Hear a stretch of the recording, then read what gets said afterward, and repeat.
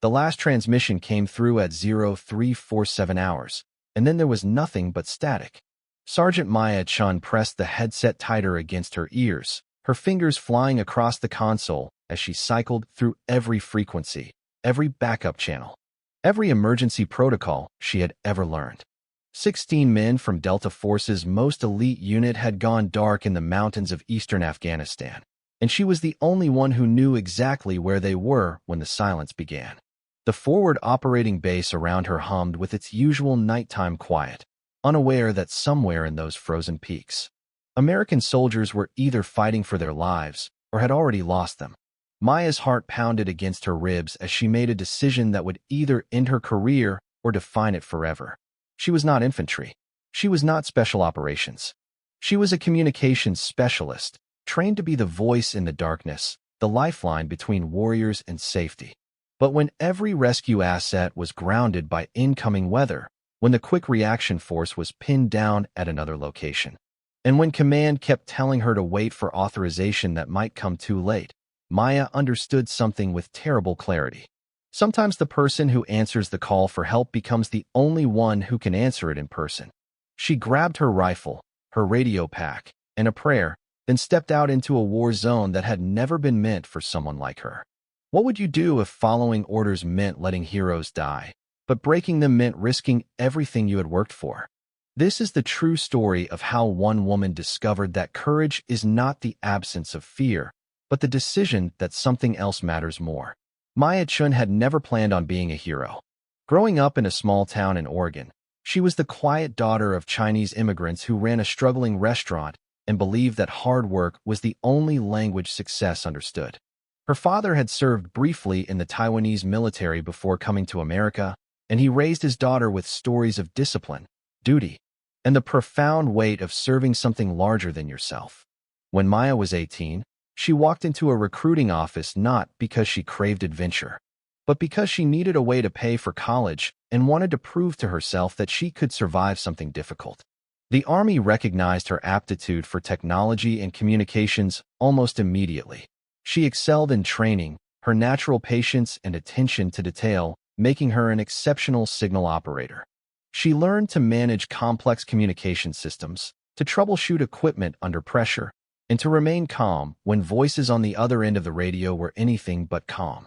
Her instructors noted her unusual ability to stay focused during chaos, a quality that would later save lives in ways no one could have predicted. After completing her advanced training, Maya was assigned to a forward operating base in Kunar Province, one of the most dangerous regions in Afghanistan where American forces regularly engaged with Taliban fighters and foreign insurgents flowing across the Pakistani border. Life on the FOB was a strange mixture of boredom and terror. Days could pass with nothing more exciting than equipment maintenance and routine check-ins, and then suddenly the radio would explode with urgent traffic as a patrol made contact with enemy forces. Maya learned to live in that tension, to stay ready while hoping she would never need to use that readiness. She became known as Whisper 6, her call sign earned because of her calm, measured voice that never wavered no matter how desperate the situation on the other end.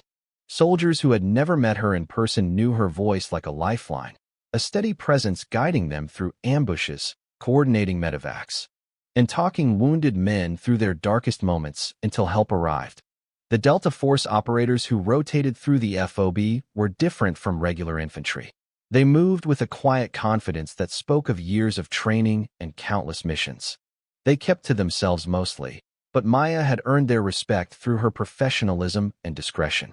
Captain Marcus Webb, the team leader, had personally thanked her after she coordinated a complex extraction that saved 2 of his men. He told her that good communications personnel were worth their weight in gold, and Maya had felt a pride she rarely allowed herself to express. She did not know that in 3 weeks, she would be the only thing standing between his team and death. The mission briefing had been classified at a level Maya was not supposed to access, but fragments filtered through the communication traffic she monitored.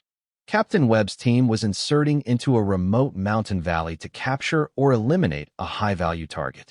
A Taliban commander responsible for coordinating attacks that had killed dozens of American and coalition soldiers. The insertion would happen at night, a helicopter dropping the 16-man team onto a ridge from which they would move on foot to the target compound. Maya's role was straightforward: maintain communication with the team throughout the operation and coordinate any support they might need. The first hours went according to plan. Maya tracked their progress through periodic check-ins, each one confirming they were moving toward the objective without contact. The FOB Operations Center was quiet, staffed by a skeleton crew during the late hours. Major Peterson, the officer in charge, monitored the situation from his desk while sipping coffee that had long gone cold. Maya noted the weather reports with growing concern. A storm system was moving in faster than predicted, bringing heavy snow and winds that would ground helicopters and complicate any extraction. She flagged this to the major, who acknowledged it with a nod but showed no particular alarm. Delta operators were trained for harsh conditions. At 0300, Captain Webb reported they had reached the compound and were preparing to breach. The next transmission was confused, fragmented, Webb's voice tight with controlled urgency as he reported heavy resistance and casualties. Maya's fingers flew across her console, requesting immediate air support and medevac, but the responses came back negative.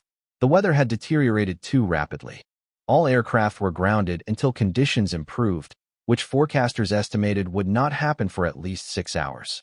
Maya relayed this information to the team, hearing the frustration in Webb's acknowledgement. The final transmission came at 0347. Webb reported they were withdrawing to a secondary position, that they had wounded who needed immediate evacuation, and that enemy forces were massing for a counterattack. Then his voice cut off mid-sentence, replaced by static that seemed to fill the entire operations center. Maya tried every frequency, every backup protocol, every trick she had learned in 5 years of service. Nothing. 16 men had simply vanished into the static, and Maya was staring at equipment that refused to tell her whether they were alive or dead. The silence that followed was the loudest thing she had ever heard.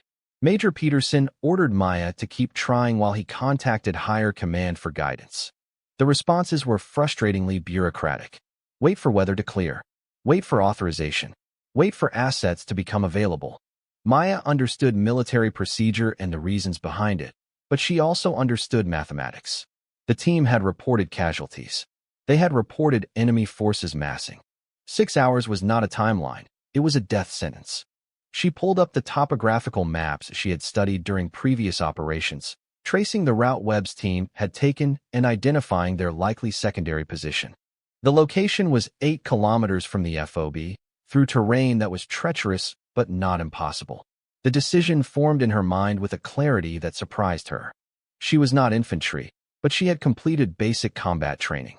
She was not special operations, but she knew exactly where those men were and what they needed. She was not authorized to leave her post, but authorization was a word that meant nothing to the families who would receive folded flags if she did nothing. Maya made her choice in the span of a single heartbeat, though the weight of it would stay with her forever. She grabbed her rifle from the weapons rack, shouldered her radio pack, and slipped out of the operations center while Major Peterson was on the phone with command. The cold hit her immediately, a biting wind that carried the first flakes of the incoming storm. Maya moved quickly through the FOB, avoiding the few personnel still awake, until she reached the perimeter gate. The guard on duty was a young private who knew her from shared meals in the mess hall. He asked where she was going, and Maya told him she was checking communication equipment at a forward position. The lie came easily, though it sat heavy in her stomach.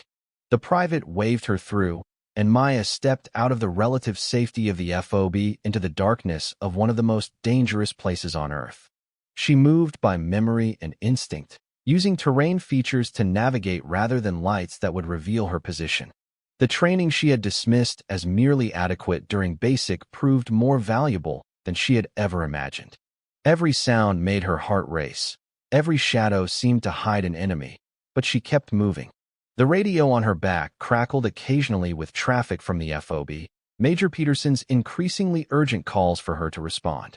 Maya turned the volume down, but could not bring herself to turn it off entirely. She was still a communications specialist, even as she walked into a war zone that had never been meant for someone like her. The terrain was brutal, rocky slopes covered in loose scree that shifted beneath her boots, and threatened to send her tumbling into the darkness below. Maya fell twice, opening a gash on her palm that she wrapped hastily with gauze from her first aid kit. The cold deepened as she climbed, the wind driving snow into her face with needles of ice. She had never felt so alone, so small against the vastness of mountains that seemed designed to kill anyone foolish enough to challenge them.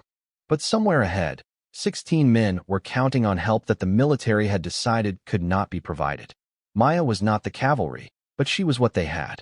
After 3 hours of movement, Maya heard the first sounds of gunfire echoing across the valley. She adjusted her direction, moving toward the sound with a mixture of dread and desperate hope. Gunfire meant the team was still alive, still fighting. She pushed herself harder, ignoring the burning in her muscles and the voice in her head that kept asking what exactly she planned to do when she arrived. She was one person with a rifle and a radio. Against whatever force was attacking Delta, she was nothing. But she was not nothing. She was communications, and communications could be more powerful than any weapon. As Maya approached the sound of fighting, she began working the radio, cycling through frequencies until she found one with less interference. The storm had disrupted primary channels, but left some secondary frequencies partially functional. She managed to establish a weak connection with an Air Force controller at Bagram, explaining the situation in rapid, precise language that cut through bureaucratic hesitation. The controller told her what she already knew. No aircraft could fly in these conditions. But Maya did not ask for aircraft. She asked for artillery. The FOB had a battery of 155mm howitzers that could reach the valley where Webb's team was fighting. Artillery did not care about weather. Artillery did not need clear skies. Maya provided coordinates based on her position and the direction of enemy fire, requesting a fire mission that would buy the team time until conditions improved. The controller hesitated, explaining that fire missions required approval from multiple levels of command. Maya's voice went cold and steady as she replied that approval was above her pay grade, but coordinates were not. She would take responsibility. She would face whatever consequences came. But she would not let those men die because paperwork moved slower than bullets. The first artillery rounds landed with a thunder that shook the mountains themselves. Maya watched from her concealed position as explosions bloomed on the far side of the valley where she had estimated enemy positions. The gunfire directed at Webb's team slackened almost immediately, the Taliban fighters either killed, wounded, or retreating from the unexpected bombardment. Maya adjusted fire twice more, walking the rounds closer to what her map told her was the enemy's likely staging area. She was not trained for this. She was learning as she went, applying principles from manuals she had read during slow nights on watch. Every adjustment risked putting rounds on friendly positions, but doing nothing risked something worse. When the artillery stopped, Maya moved forward. She found Webb's team in a natural depression between two rock formations, their positions marked by the bodies of enemies who had tried to overrun them. The Delta operators had formed a tight perimeter, wounded men in the center, able-bodied fighters covering every approach. When Maya appeared in the pre-dawn light, Captain Webb actually laughed, a sound of pure disbelief that cut through the exhaustion on his face. He asked her how she had gotten there, how she had called in the artillery, how a radio operator had materialized in the middle of a mountain firefight like some kind of guardian angel. Maya did not have answers that made sense.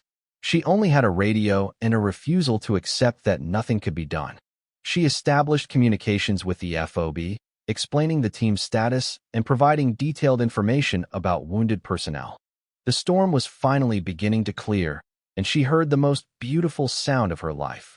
Helicopter rotors echoing across the valley as medevac birds launched from Bagram. Major Peterson's voice came over the radio, a mixture of fury and grudging respect as he told her they would discuss her unauthorized departure when she returned. The extraction took 2 helicopter trips to complete. 4 of the 16 operators had been killed in the initial ambush, their bodies carried out with the same care given to the living. 8 more were wounded, 2 critically. But the remaining survivors were alive because artillery had arrived when air support could not, called in by a communications specialist who had no business being anywhere near the fighting. Maya was the last to board the final helicopter, her eyes sweeping the valley one more time before the bird lifted off and carried them all toward safety. The aftermath was complicated in ways Maya had not anticipated. She faced an Article 15 hearing for abandoning her post without authorization, a serious charge that could have ended her career. Major Peterson testified against her initially, describing her departure as a breach of discipline that could have resulted in her death and the loss of valuable communication capabilities at the FOB. But then Captain Webb testified, and the surviving members of his team submitted written statements describing how Maya's actions had directly saved their lives. The commanding general reviewed the case personally, weighing the undeniable breach of protocol against the equally undeniable outcome. The decision was a formal letter of reprimand that would remain in her file, paired with a Bronze Star for valor that would remain there as well. Maya accepted both with the same quiet composure she brought to everything. She understood why both were necessary. The military could not function if every soldier decided unilaterally when to follow orders and when to ignore them. But it also could not pretend that what Maya had done was ordinary, or that the lives saved were somehow separate from the rules broken. She had disrupted the system in order to serve the deeper purpose the system existed to protect. Whether that made her a hero or a problem depended entirely on perspective. Maya returned to duty after a brief period of evaluation, but things were different. Other soldiers looked at her with a mixture of respect and uncertainty, unsure how to categorize someone who had done something so far outside her designated role. The Delta operators who had survived maintained contact with her, sending occasional messages of gratitude that meant more than any official recognition. Captain Webb visited her once before his team deployed again, telling her that leadership was not about rank or position. Leadership was about seeing what needed to be done and having the courage to do it, regardless of the cost. He said she had taught him something that night, that sometimes the most important reinforcement comes from the most unexpected direction. Maya served 2 more tours before leaving the Army, eventually using her GI Bill benefits to earn a degree in emergency communications management. She built a career training others in crisis response, teaching them that systems and protocols existed for good reasons, but that the people within those systems had to remain capable of independent judgment. She never forgot those 16 men in the mountains, the 4 who did not come home, or the moment when she decided that doing nothing was the only unacceptable option. Her story became part of unofficial military legend, shared among communication personnel, as both inspiration and cautionary tale.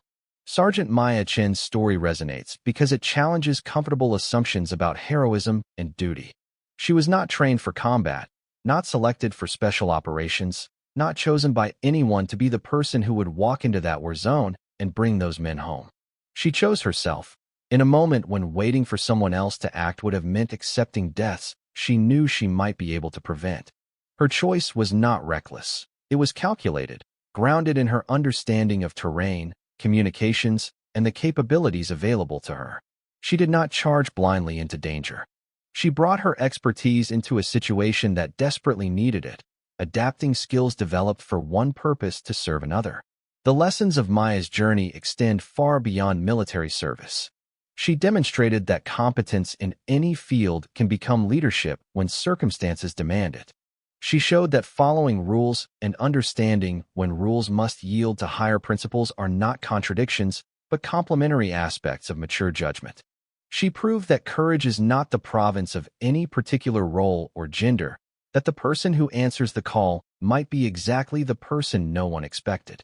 Her story asks us to consider what we would do in similar circumstances, whether we would have the conviction to act when action was dangerous and uncertain, or whether we would hide behind procedure while people we could have helped slipped away.